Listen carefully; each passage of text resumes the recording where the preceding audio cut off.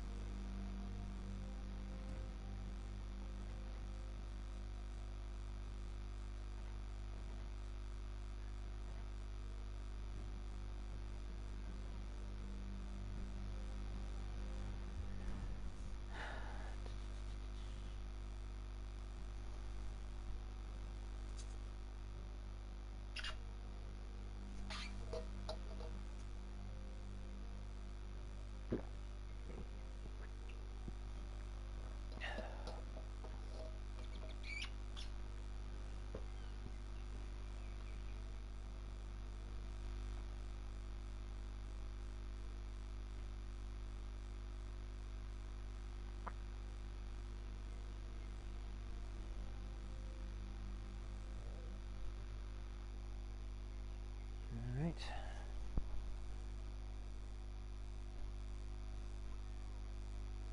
Okay.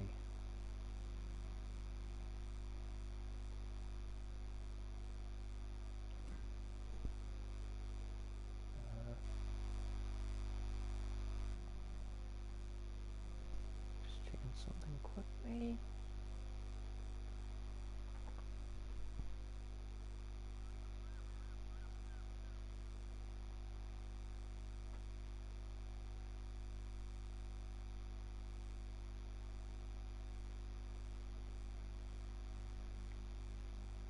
All right.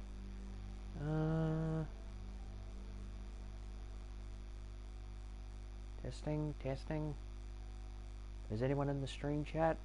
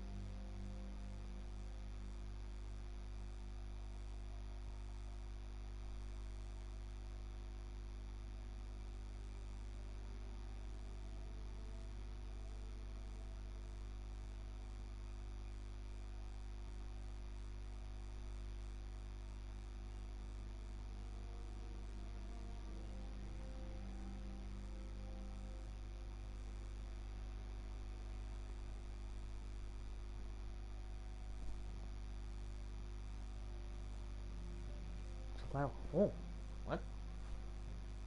You must be mistaken. There's no horn around. Or at least there wasn't any I heard. You might have heard a truck going past, but that was about it. Yeah, no, there was no horn.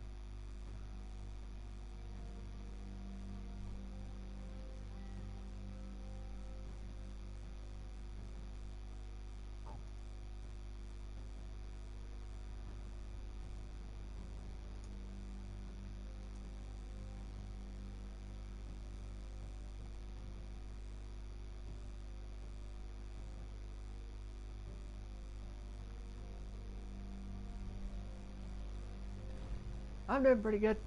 I'm just waiting to see how many more people decide to show up for this son of a bitch. And then we're actually going to get started with this.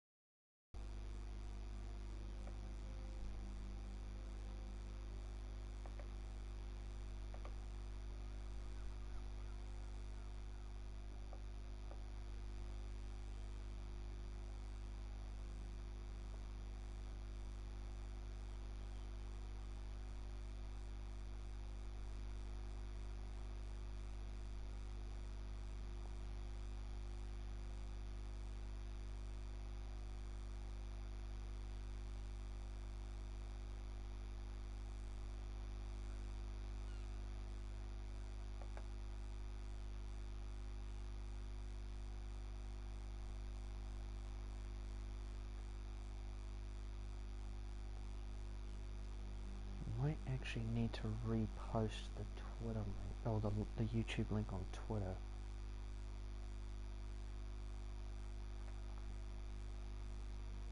As a separate thing.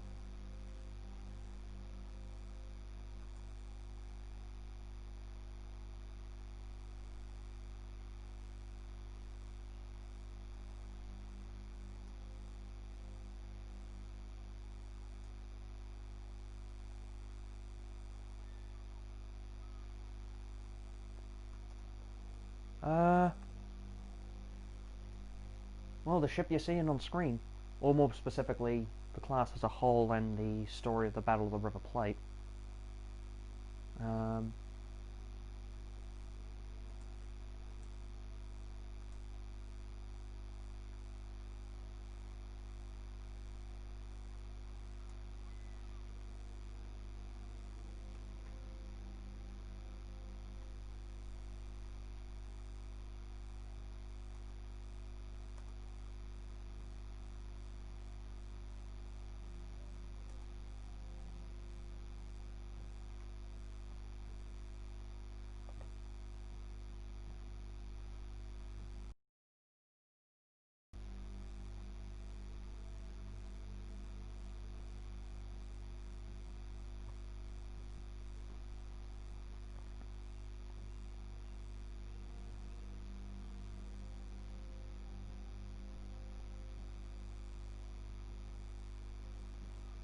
Nope.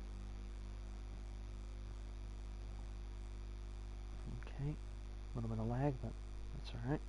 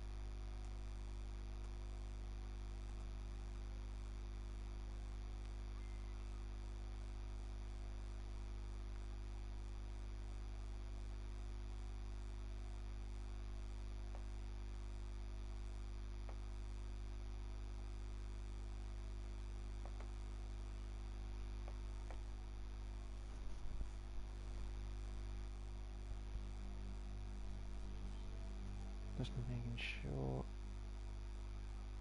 I have everything set up.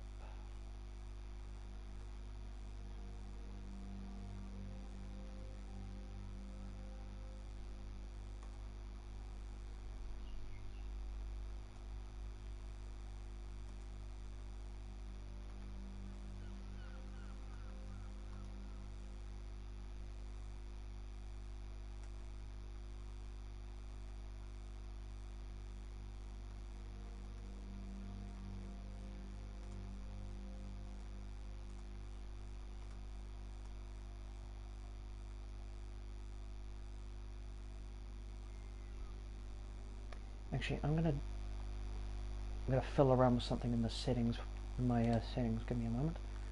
Notifications.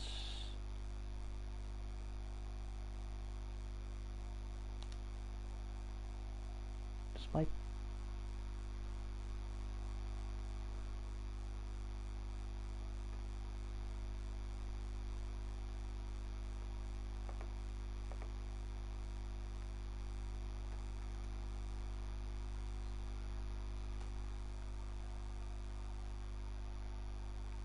Display pop-ups while playing video. Will that... Hang on. Display pop-ups while playing video. Will that actually remove, like, notifications of people coming online while the stream is going? I'm not entirely sure.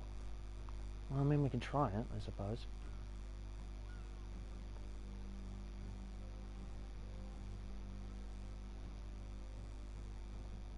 Right, please save. Yeah, I mean, we can try it, see how it goes.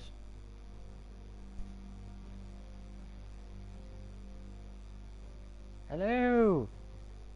All right, got a couple more people in. Sweet. Let's see if there's any more people that are going to join, and then we'll get started. Hi, sweetie.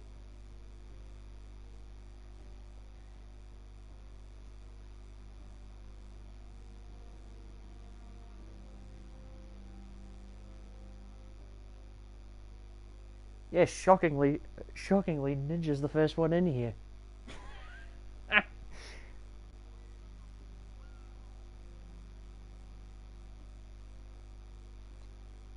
How's my audio, by the way? Is my audio coming through all right?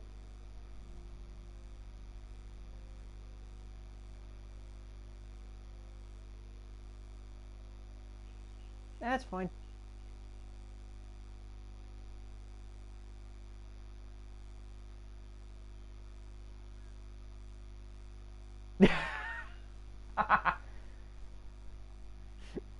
No worries.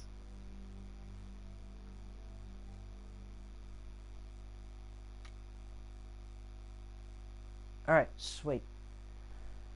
One thing I will probably mention with this one is I'm probably going to do this a little differently compared to last time, because what I'm probably going to do this time round is I'm not going to have quite as much in the way of actual gameplay, because one thing I found last time was that things got it was very hard to focus on three different things at once, because I had to focus on the stream chat, the notes I had written down, as well as the gameplay and everything. So I think for this one, and bear in mind this is only the second one I'm doing, so I'm still kind of experimenting. But what I'm going to probably do is have maybe one or two games occasionally, but and just sort of, it's mostly going to be talking this time round. Mostly going to be discussing the story, the history, and the story of the ship in question. It's going to be a bit different this time round. But this is just so it's easier for me to sort of concentrate on actually giving a more coherent story and explanation and what have you.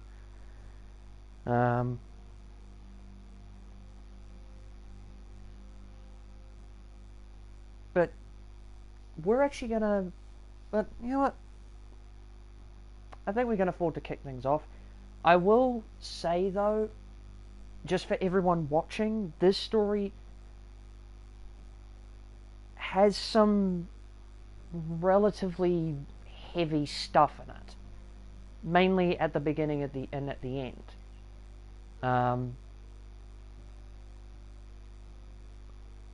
So, and I'll probably alter the description for anyone else that might be watching it later. Might be watching it after the fact, but I will alter the description to explain that there is some relatively dark themes in this particular one. Or not dark themes, but more dark subject matter. So just bear that in mind as we go along.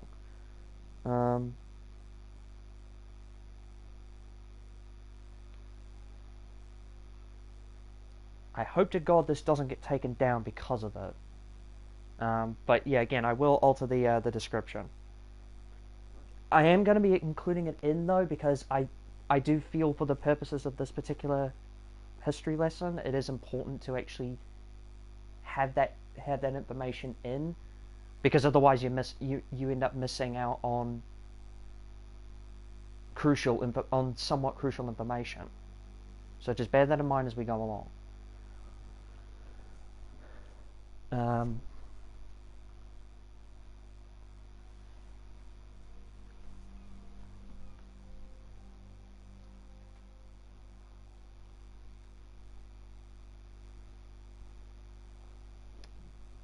Actually, let's get this menu off the screen so we can actually feast on the eye candy a bit. Alright. But yeah, so I think we can afford to kick things off. Alright. Guys ready?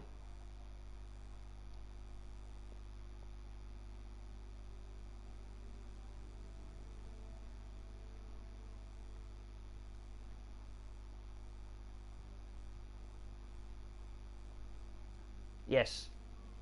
I mean, say what you will about the Germans. They definitely knew how to make a intimidating looking ship. All right, let's do it to it. Okay. So this story's going to start off a little bit differently because we're kind of going to be starting at the end of it. So, on the night of the 20th of December 1939, in a hotel room in Buenos Aires, Argentina, a German officer lies dead on his bed with a single gunshot wound to the head, with his body laying atop of the battle ensign of the German Kriegsmarine, who, if you remember all the way back to the very first stream that we did was actually the name for the German Navy. Beside his body is a letter, which I am now going to read out in its entirety. I can now only prove by my death that the fighting forces of the Third Reich are ready to die for the honor of the flag. I alone bear the responsibility for the scuttling of the Admiral Graf Spee. I am happy to pay with my life for any possible repercussions on the honor of the flag. I shall face my fate with firm faith in the cause, in the future of the nation, and in my Führer. The letter is signed Captain Hans Wilhelm Langsdorff. Now, Hans Langsdorff had taken command of the Admiral Graf Spee in the 1930s and was later responsible for her destruction by scuttling. However, for us to understand what led to this moment, we need to look back at the history of the ship that he sailed, which is this vessel here, the Admiral Graf Spee, the third ship in the Deutschland class Panzerschiffs. To do this, however, we're going to need to take a bit of a trip down history lane, specifically all the way back to the year 1919. With the signing of the Treaty of Versailles, Germany had officially put their surrender on paper in the First World War, and they had to agree to a large number of restrictions which were designed to put a hard cap on the strength of Germany's military forces. Most of these restrictions aren't specifically relevant to this topic, but I'll mention them to get a bit of context. These included a restriction in the number of infantry to 100,000 men. They were not allowed to have an air force, they couldn't have tanks, and they couldn't have armoured cars. For the purposes of our discussion, however, the big ones were actually the almost complete elimination of the German Navy. They were actually only left a force of 6 pre-dreadnought battleships, which they were not allowed to replace until all those ships were about 20 years old, as well as restrictions being put in place on the size of future vessels that they constructed, particularly when it came to things such as maximum ship displacement and main gun caliber. Yep, only 6. This was all. The whole idea was that they effectively wanted to make sure that Germany would not be a powerful military force on the world stage, so that they couldn't try the same things that they did during the First World War. That was the intention. But as we know from history, that didn't actually happen.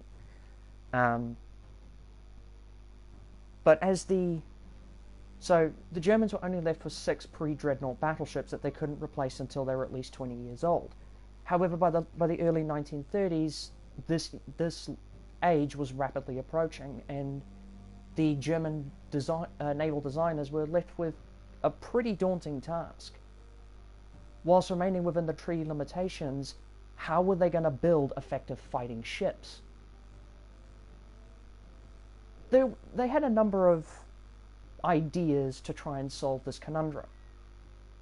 they started, and because they came up with a number of different designs, one of which was a slow coastal defense battleship design armed with 12-inch guns, and the other alternative design was a relatively mobile heavy cruiser design with 8.1-inch guns. And in fact, we actually have that ship design present in the shape of the York class heavy cruiser in World of Warships, which is the German Tier 6 non-premium heavy cruiser. This is actually the one of the alternate designs.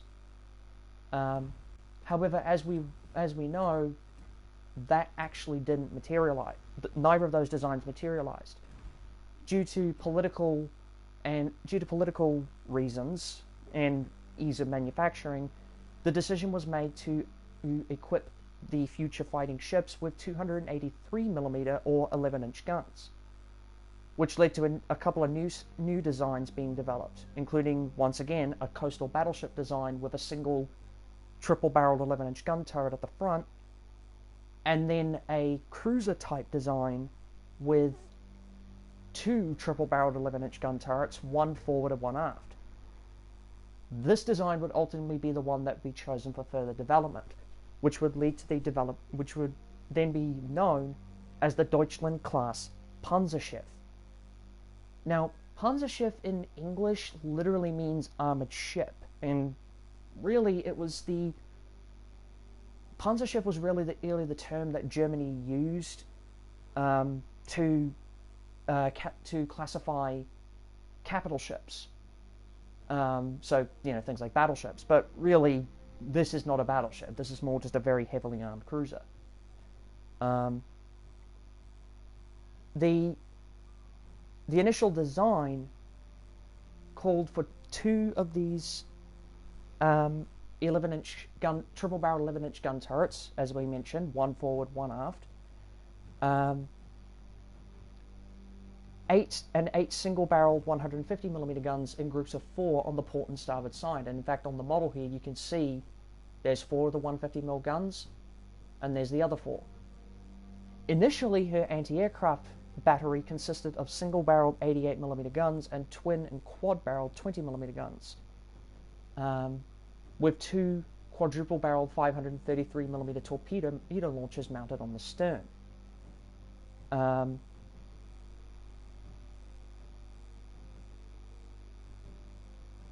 Now, this was a lot of firepower for such a small vessel. The Deutschland class only actually displaced had a standard displacement of 16,000 tons. Now, bear in mind, the treaty limitations meant that they were only actually supposed to build their ships to a maximum displacement of 10,000 tons, but the Germans kind of fudged the details there. They kind of fudged some of the paperwork there, so, and this level of firepower actually led the British press to coin the term pocket battleship, which is what the Deutschland class would be commonly known by afterwards. Even to this day, some historians and documentaries still refer to these ships as pocket battleships. Unfortunately, however, this immense firepower did come at a bit of a price. Her armor protection was kind of poor. Her actual armor belt was only 4 inches thick, and she only had a top speed of about 28.5 knots. Just for point of comparison, the British County class heavy cruisers had a top speed of 32.5 knots, which was obviously significantly faster than this thing. However, the Deutschland's design meant that this really, an intended purpose meant that this really wasn't an issue, because their intended role, yeah, you're not wrong, Ninja, it was a bit of they were a kind of a glass cannon, but that wasn't seen as too big of an issue, because their slated role, the Deutschland class's slated role in any future war was that of a commerce raider, with the idea being that she had the speed to avoid entanglements with anything that was powerful enough to sink her, and anything that was fast enough to catch her, she would have the firepower to deal with. But she wasn't really meant to take on enemy capital ships in a straight fight. For example, in the early stages of the war, one of the Deutschland class's biggest threats was actually the British Renown class battle cruisers, consisting of HMS Renown and HMS Repulse, as well as the pride of the Royal Navy, HMS Hood, which were armed with 15-inch guns, had way better armor protection, and were significantly faster than the Deutschlands. Now, three ships were built in the class. The Deutschland, obviously, which was the lead ship of the class, obviously being named for the country of Germany, because Deutschland means either fatherland or Germany, depending on who you ask. The second ship in the class was the Admiral Scheer, and the third ship in the class is the Admiral Graf Spee, which is the ship we're looking at here. Now, the last two ships were actually named after naval commanders in the First World War, with the Admiral Scheer being named after Admiral Reinhard. With the Admiral Scheer, commander of the High Seas Fleet in the First World War.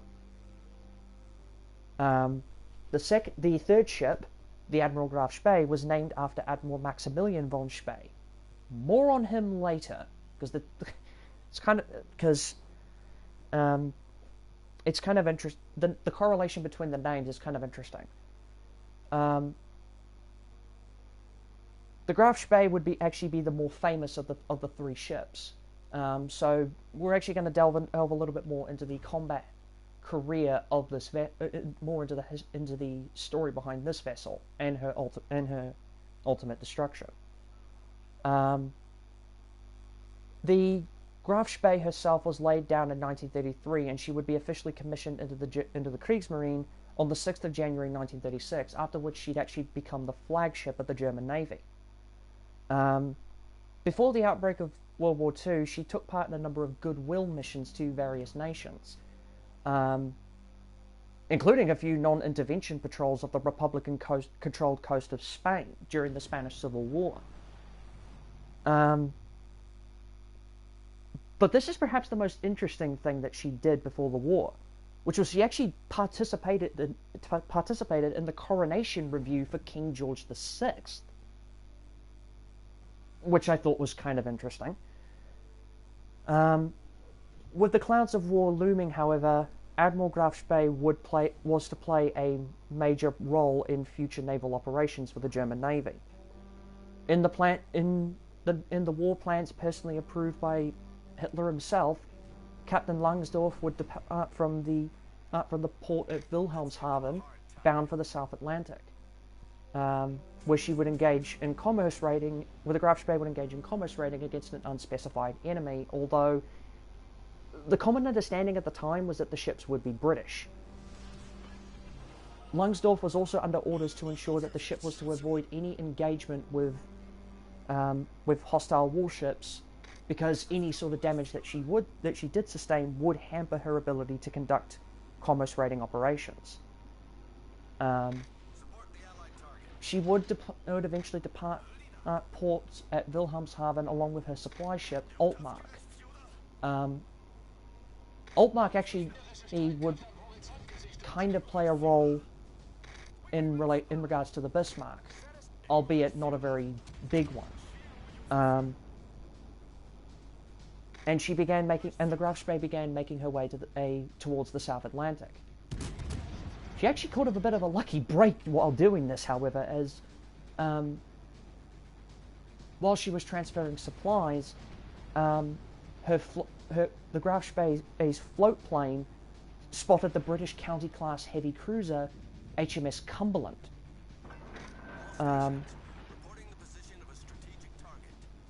Langsdorff obviously wasted little time getting the ship underway and moved to evade the British cruiser. However, Graf Spee also had another little trick up her sleeve which was quite unique to German ships at the time. She was actually the first warship in the German Navy to actually be fitted with radar. It wasn't particularly good radar, but then again, this was 1939. It was still a relatively new technology. But this radar allowed the Graf Spee to give the HMS Cumberland the slip. Graf Spee would pace around the equator for some time, while Langsdorff himself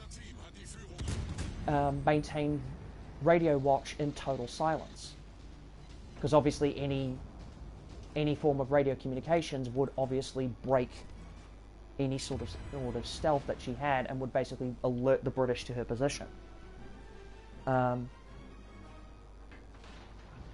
However, on the 21st of September, Langsdorff received the orders that he was waiting for. Attacks on Allied merchant shipping had been authorized. The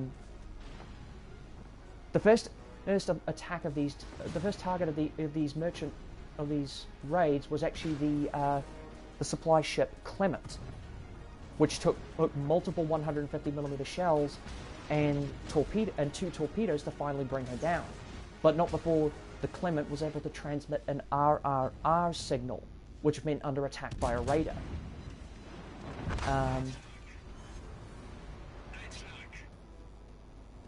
One thing that you needed... Yep, basically.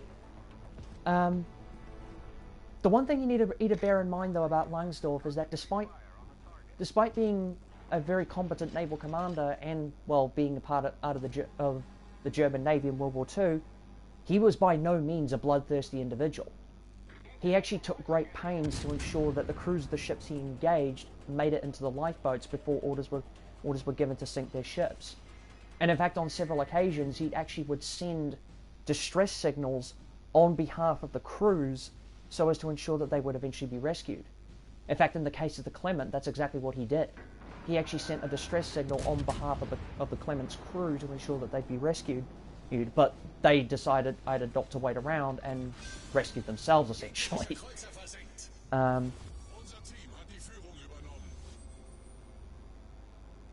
Yep. He was not a bloodthirsty man by any means.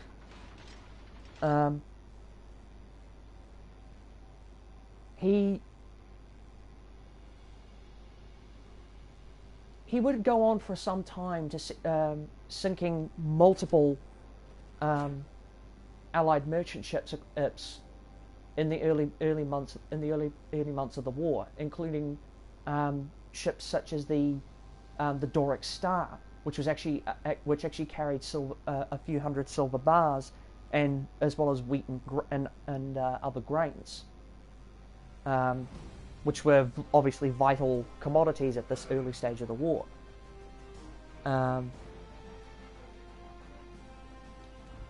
At this point, towards the end of his career, of his time sailing around the Atlantic, he did eventually want to seek out a bigger prize, and so he set his sights on the River Plate estuary. Overlooking it was Buenos Aires, which at the time was a vital hub for Allied merchant shipping, with anything up to 60 merchant ships passing through Buenos Aires and the River Plate estuary each day. This obviously would be a very irresistible target for the German Germans. Unfortunately, well, kind of. A few factors would conspire against him, but we'll get to that we will get to that soon. But yes, you are right. The River Plate estuary and Montevideo and Buenos Aires would ultimately be where the ship would face its inevitable downfall, but more on that later. Meanwhile, the British Admiralty was kind of getting a bit frustrated with this elusive merchant raider, which had so far managed to avoid detection and confrontation with British warships on multiple occasions. This was largely down to the fact that after the sinking of the Clement and another merchant vessel, Langsdorff had actually managed to recover a British radio set as well as code books as well as British code books. So he was able to actually listen in on the British communications.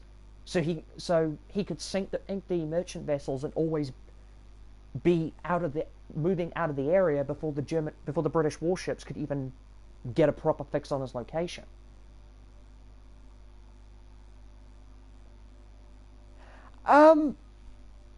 No. Well, okay. Yes and no. The British press did describe his operations as piracy. However, Langsdorff was actually under strict orders to maintain what was referred to as prize rules, which meant that the crews of the vessels that they were engaging had to leave the ship and get into the lifeboats before they could actually sink the ship.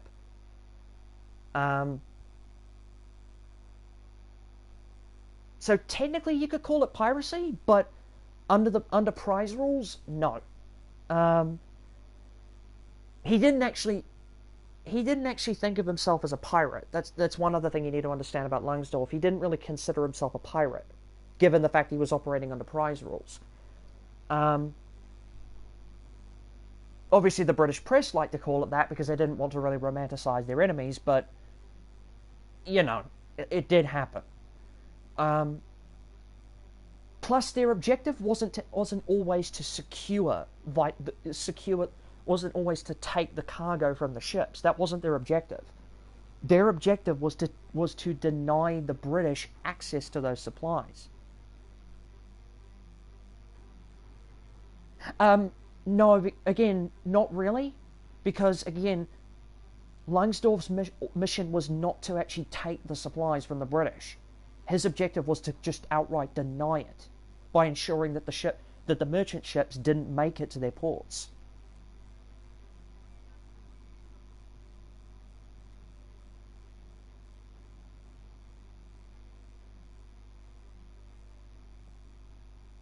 Well, yeah, there's that to it as well, Ninja. You make a very valid point.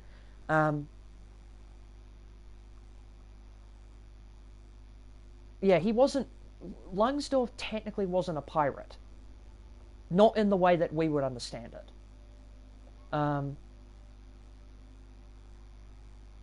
Yeah, he wasn't a pirate. He was not a pirate in the way that we would understand it.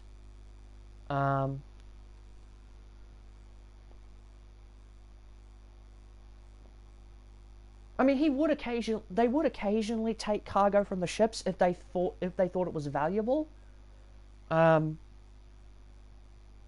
If they thought the cargo was would be valuable to the war effort, they would take it. But 99% of the time, they just sunk the ships. They didn't bother actually stealing the cargo.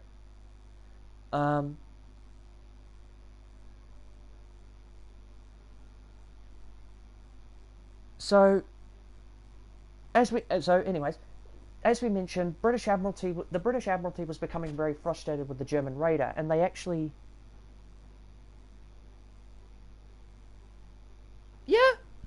yeah, maybe 18th or 19th century would actually be a little bit more accurate.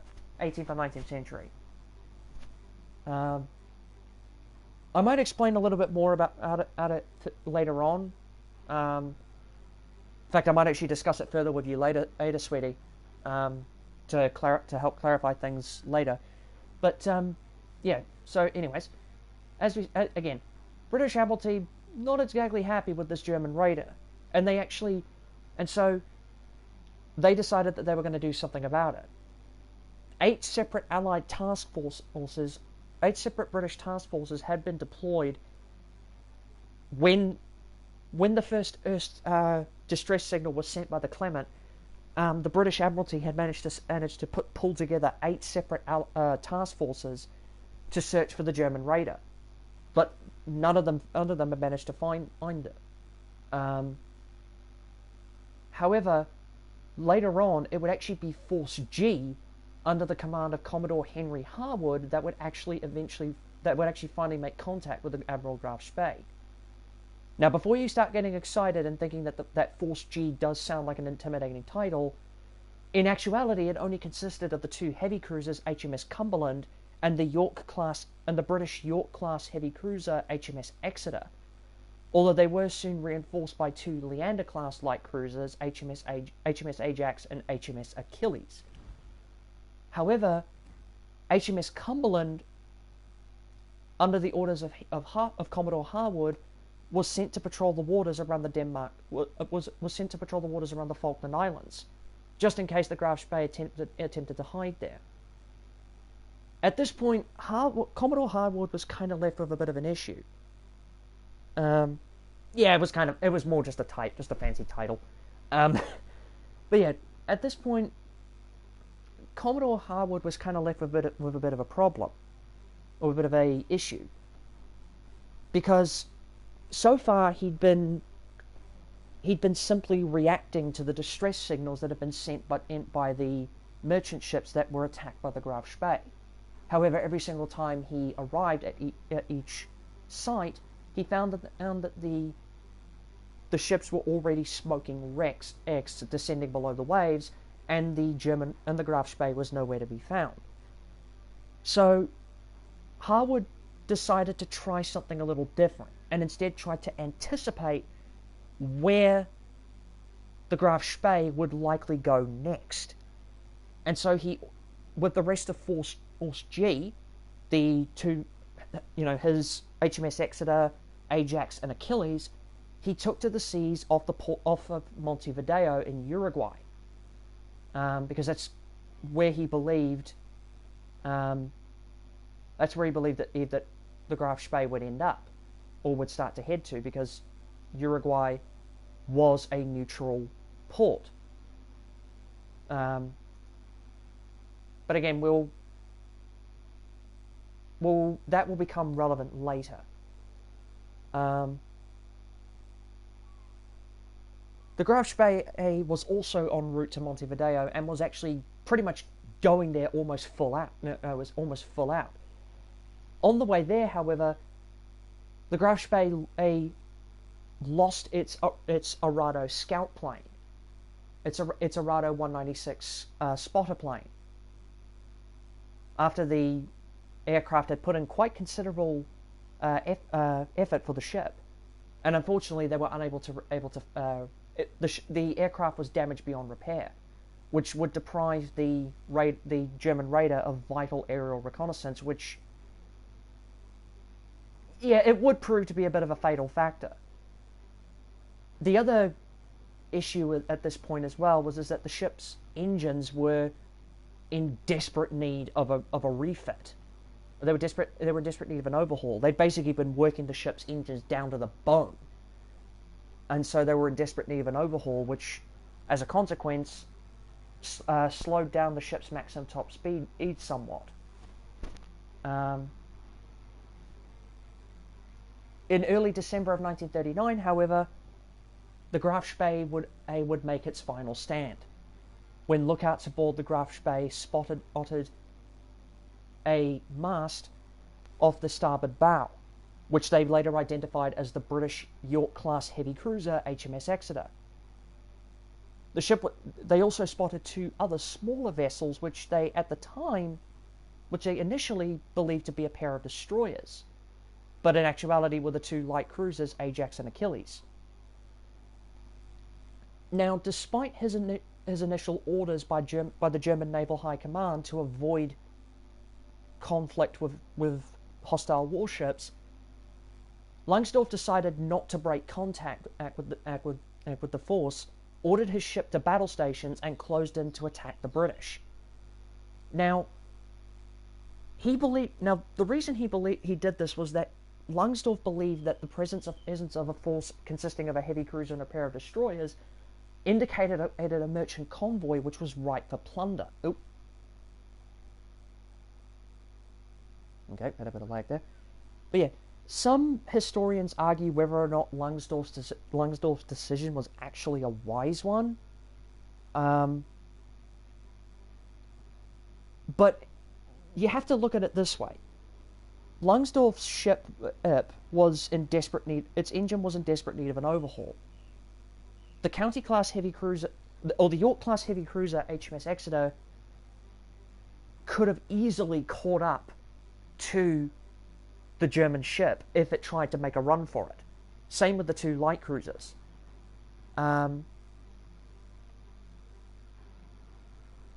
He could have actually turned and ran. Well, yeah, he could have tried to turn and run away, but that would have left him. That would have basically left him with little options as to how to dictate the terms of the fight. Because the 3 cruisers would have easily been able to close in into short range, and just tear his ship apart with a fusillade of fire. However, by closing the distance, he would have not only been able to ensure accurate hits on the British ships, but would have also been able to essentially he was putting the ball firmly in his own court, because he was deciding how the fight was going to start by essentially closing the distance. Plus, he knew that with the ship's overworked engines, he knew that running away, even if he could have, he knew that running away wasn't even an option to begin with, because of the ship's overworked engines. So he ultimately pressed his attack. Meanwhile, Commodore lookouts aboard HMS Exeter identified the Graf Spee, and thus the first classic artillery duel of the Second World War would begin. This would become known as the Battle of the River Plate. Now, Commodore Harwood had actually practiced with Force G on what to do when engaging ships like the Deutschland class. What to do when engaging these pocket battleships.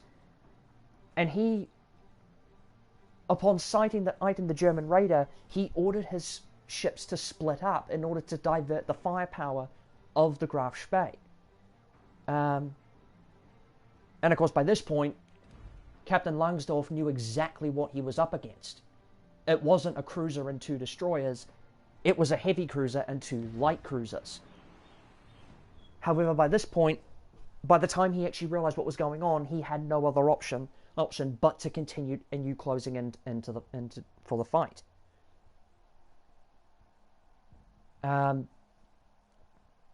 He focused the fire of his 11-inch guns, of the 11-inch gun batteries on the Exeter. Yeah, he was already in the thick of it. You're absolutely right. He decided to focus the fire of the 11-inch guns on the Exeter and the 150mm secondary guns on the 2 light cruisers, the Ajax and the Achilles. In the first few minutes of the engagement, Exeter had been hit 8 times, which destroyed much of the bridge, knocked out a few of the main 8-inch gun turrets, and started several fires, with the Ajax and Achilles also suffering damage from the 150mm guns. The 2 light cruisers closed into almost point-blank range, and with the Graf Spee already having suffered pretty substantial damage at this point, and thinking that the 2 light cruisers were closing in for a torpedo attack, after a couple of hours of fighting, both sides broke off from the engagement, with the Graf Spee retreating into the port of Montevideo in Uruguay, with Force G remaining at the mouth of the River Plate estuary to make sure that the Graf Spee didn't slip out unnoticed. Now, the Exeter, Ajax, and Achilles had suffered pretty extensive damage throughout the engagement. Graf Spee, however, didn't come out of the fight completely scot-free either. She'd suffered over 20 hits during the battle, and while most of the damage was superficial, some of it was actually quite significant. Perhaps the most significant hits were that her oil purification plant had been damaged, which meant that the crew was unable to prepare diesel fuel for the ship's engines. All of her galleys aside from the Admiral's galley were destroyed, which made it hard to feed the crew. Water was leaking into the flour stores, which meant that the crew couldn't prepare fresh bread, and her water desalinization plant had also been damaged, which meant that the ship couldn't prepare fresh water. As well as all of this, the ship had taken a direct hit to the bows, which wrecked her forecastle, which would have made her dangerously unseaworthy in bad weather. Now, the thing you have to understand is that December in the southern hemisphere, where I live, is the middle of summer. And that's not really such an issue. But December in the northern hemisphere is the middle of winter. And if you're crossing the North Atlantic in an unseaworthy ship, you better pray that you don't run into an Atlantic winter storm, because you're probably going to run into an Atlantic winter storm. Now, why would the Graf Spee need to make a run across the Atlantic? Well, the ship was dangerously low on ammunition for its main battery guns, and all the damage that it had sustained meant that it was necessary for the ship to return to a port in order to effect some kind of repairs. Taking into account all of the superficial damage as well as the more significant damage that the ship had taken, Captain Hans Wilhelm Langsdorff considered it necessary to return into a port to effect some repairs. Unfortunately, there was just one catch. The only available port was Montevideo in Uruguay. Now, Uruguay was a neutral country during World War II, but it had very strong ties and sympathies towards Britain. Now, under the terms of neutrality during the war, there was the German ship would have actually been allowed to actually go into port. However, this is kind of where politics played a bit of a dirty hand, because at this point, the British had managed to convince the government of Uruguay that the ship was only to be allowed 3 days maximum, or 72 hours, in port in order to effect repairs. Now, taking into consideration all the damage that I just discussed, there was no way that 72 hours would have been long enough to actually allow for any kind of substantial repairs to be done on the ship. Also, once those 72 hours were up, if the ship hadn't have left the port by then, the ship would be interred in Montevideo, and due to their... Yeah, they had you're absolutely right. They basically had 3 days to replace an arm, a leg, and an eye. And there just wasn't enough time. That 3 days just was not enough time for them. So, and this was also further compounded by the fact that once those 72 hours were up, the ship would be interred in Montevideo, and the Uruguayan government would allow British intelligence officers to inspect the ship. Now, the actual time that it would have taken for all of that damage to have been repaired would have actually been about 2 weeks. They would have needed about 2 weeks to fix all of that damage. So you can understand why 72 hours was cutting it a bit tight.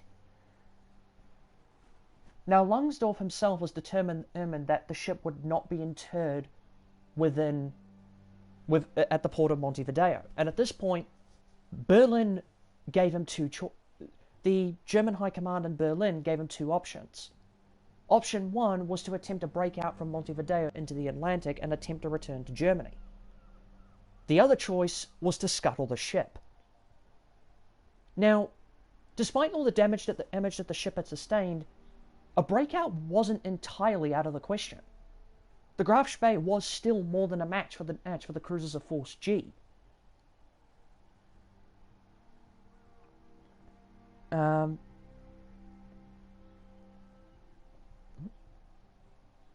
Okay. But yeah, um, the Graf Spee was still more than a match for the cruisers of Force G. Not to mention that the nearest available Royal Navy assets, which is the battlecruiser HMS Renown and the aircraft carrier HMS Ark Royal, was still around about 2,500 nautical miles away. Nowhere near close enough to actually provide any kind of support to the cruiser force under Commodore Harwood's command. Force G, however, was all too aware of this. Langsdorff, however, wasn't. And this was mainly because of a very clever act of deception on the part of the British. Because the British, this entire time, had actually been sending unencrypted signals on frequencies that the Germans were known to monitor, which suggested to the Germans that there was a build-up of a massive naval force at the mouth of the River Plate estuary. And unfortunately, Captain Langsdorff fell for it, which of course led him to choose option 2. On the 17th of December 1939, Captain Langsdorff, along with a skeleton crew of about 40 men, led... yes. On the 17th of December 1939, Langsdorff, along with a skeleton crew of about 40 men, led the Admiral Graf Spee out of the port of Montevideo into the River Plate estuary, set the scuttling charges, were taken off by a tugboat, and a huge crowd watched the ship as it exploded, with the ship's wreck continuing to burn for several days afterwards. The rest of the crew were interred in Argentina for the remainder of the war. And as I mentioned at the start, on the 20th of December 1939, in a hotel room in Buenos Aires, Argentina, Captain Hans Wilhelm Langsdorff shot himself in full dress uniform. And once again, I will read, for those who missed it, I will read his final letter. I can now only prove by my death that the fighting forces of the Third Reich are ready to die for the honor of the flag. I alone bear the responsibility for the scuttling of the Admiral Graf Spee. I am happy to pay with my life for any possible repercussions on the honor of the flag. I shall face my fate with firm faith in the cause, in the future of the nation, and in my Führer. Now, there is actually a pretty interesting little thing to actually note regarding the crew. Ooh, yeah, that is dedication. But there is something that's actually quite interesting to note with regards to some of the crew who weren't actually interred in Argentina. For instance, one of the gunners, the main gunnery officer of Graf Spee's forward 11-inch gun turret, a man by the name of Paul Asher, would actually be later reassigned as a gunnery officer for one of the gun turrets on it's for the Bismarck, and it's actually believed that his shots were actually the ones that led to the destruction of HMS Hood. Now, I mentioned the name Maximilian von Spee at the beginning of the stream, or earlier on in the stream, and I'm going to close off the lesson with a little bit. Yeah, somehow it comes back to the Bismarck. Go figure. But I'm going to close off the lesson here with a bit of information that kind of serves as a bit of prophetic irony. In the First World War, Maximilian von Spee, who was the commander of the East Asia Squadron in the First World War, fought in the Battle of the Falkland Islands and was killed in action at the hands of a British force. Meanwhile, his namesake ship departed Germany to face the British at the outbreak of World War II and would never see its homeland again because it was sunk by British cruisers that were deployed from ports in the Falkland Islands. So there's a little bit of, and with that little bit of prophetic irony, that's the end of the lesson. So, with that out of the way, any questions?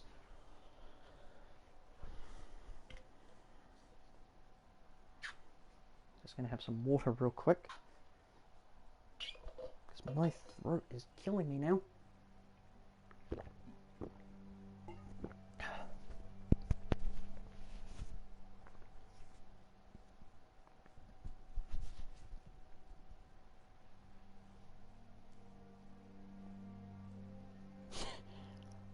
When's the next one? I'm not sure. I need to actually decide on a topic for that one.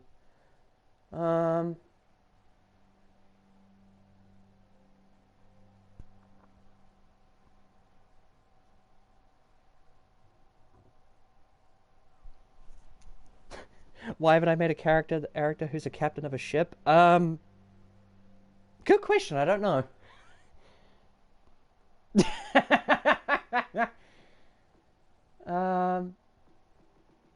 I actually need to decide on a topic next, because I actually don't know.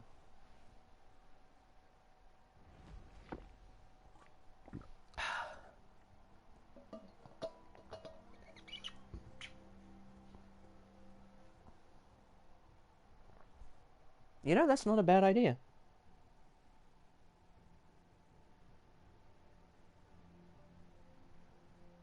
That's not a bad idea. I might actually have to think about that.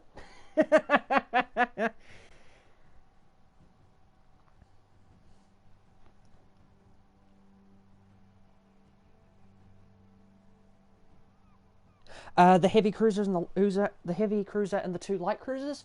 The heavy cruiser Uza. Thanks, Silver. Thank you, Silver. The heavy cruiser and the two light cruisers. The heavy cruiser was HMS. The heavy cruiser was HMS Exeter, which was a York class heavy cruiser.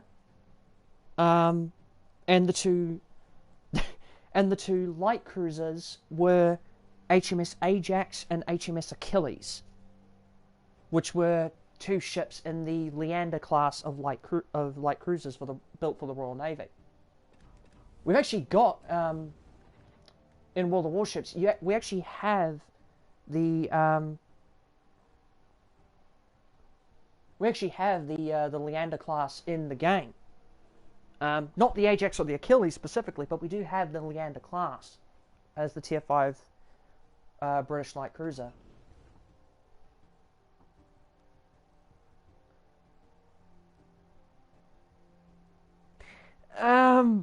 Carly Poindexter, that one I'm a little bit hesitant to do. Not because I don't want to. I do like the idea of doing a lesson on the Arizona, but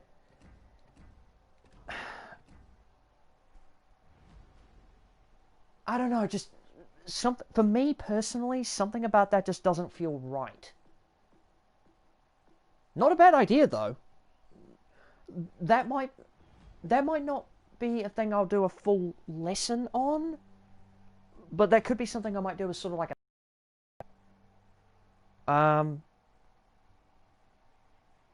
possibly. I'm not sure. I might change my mind and actually do the Arizona. In fact, Carly Poindexter, that does give me an idea. I could do, for one lesson, I could end up doing, I could end up doing like a full lesson on the. No worries, Ninja. I could do a full lesson on the standard battleship concept, like the whole series of standard battleships, starting from the Nevada and going up to the what was the last? Was it the Colorado, I think?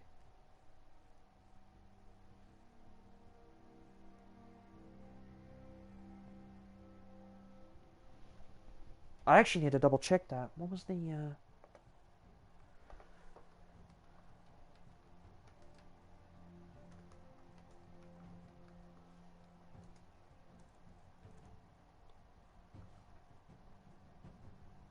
last US standard battleship?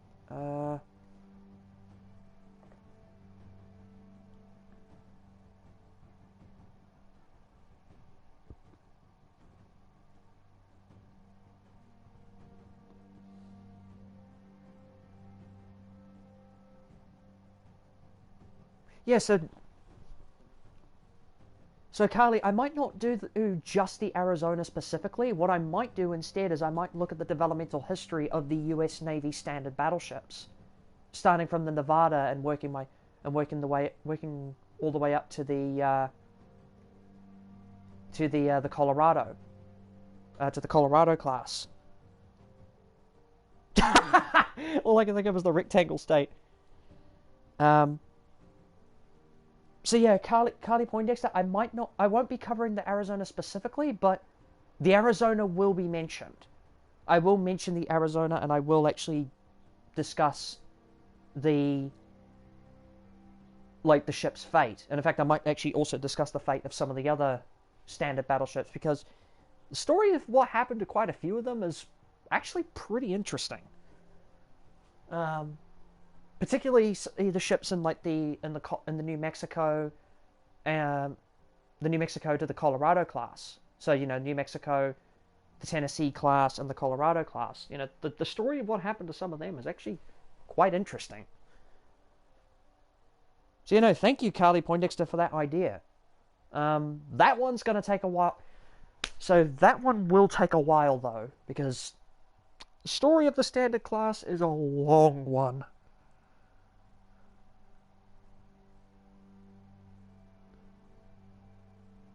I keep having to take a second listen.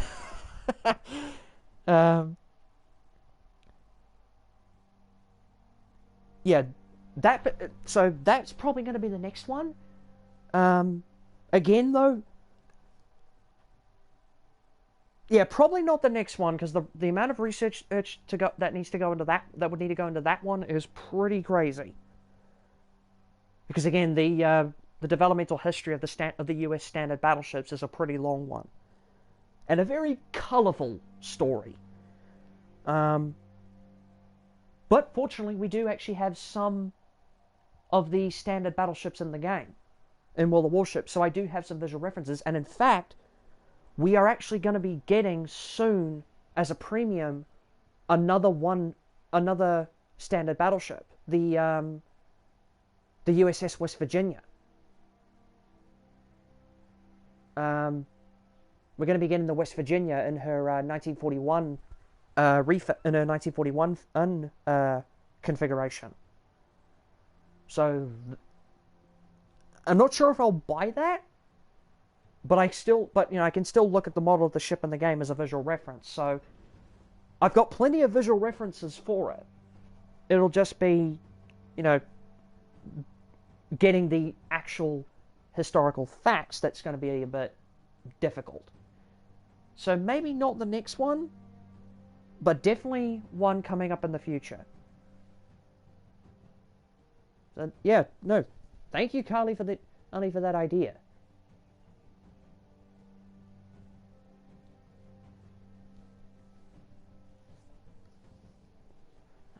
As for the next one,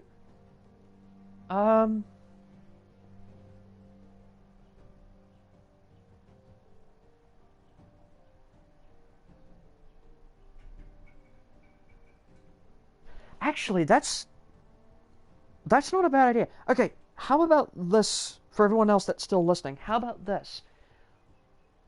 I'll do the standard battleship thing, but I'll do it as sort of two separate things.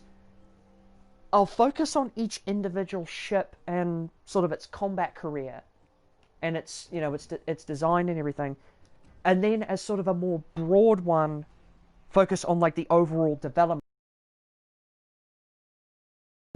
why the concept was even, well, yeah, why the concept was envisioned, the sort of the advantages and the disadvantages of it, and what sort of obstacles the US Navy kind of had to work with in order to work around in order to get it to work. Because these sort of streams that I'm doing, it's a lot easier if I just focus on one specific ship at a time. So what I can do is I can do some of the specific ships as their own separate things, and then as sort of a final capping off of the whole thing, just sort of go over the whole the actual concept, or maybe start off with the overall concept of the standard battleship, and then branch off from there into each individual ship. That might actually, or each individual ship class. That might actually be the better way to do it. Yeah, I think I'll do that. I think I'll start off by discussing the concept as a whole for the next lesson, and then from there go to each individual, like discuss each individual ship class. Yeah, that's probably actually the better way to do it. And I'm thinking about it. That's probably the better way to do it.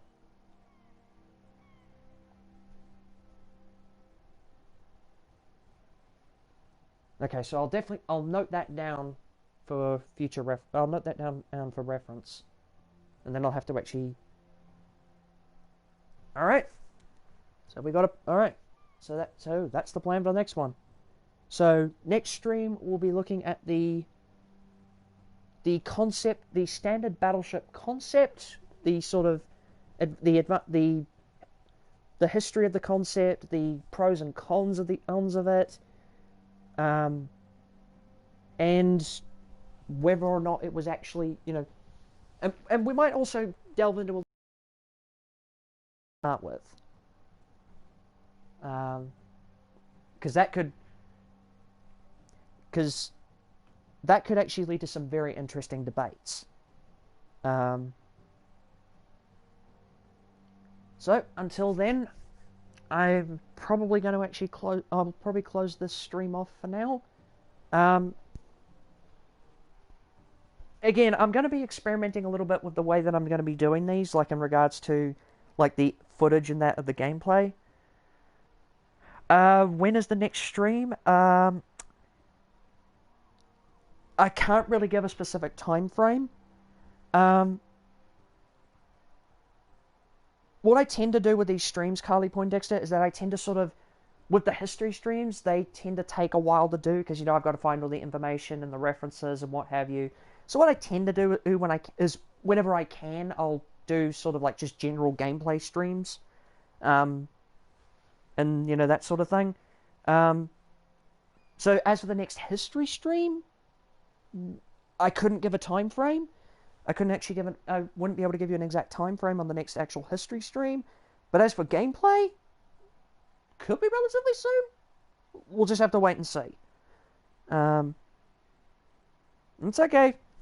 Don't worry, Mermaid Wolf. The stream will be available on YouTube for you to watch later. Because sadly, I'm actually going to be closing it off here.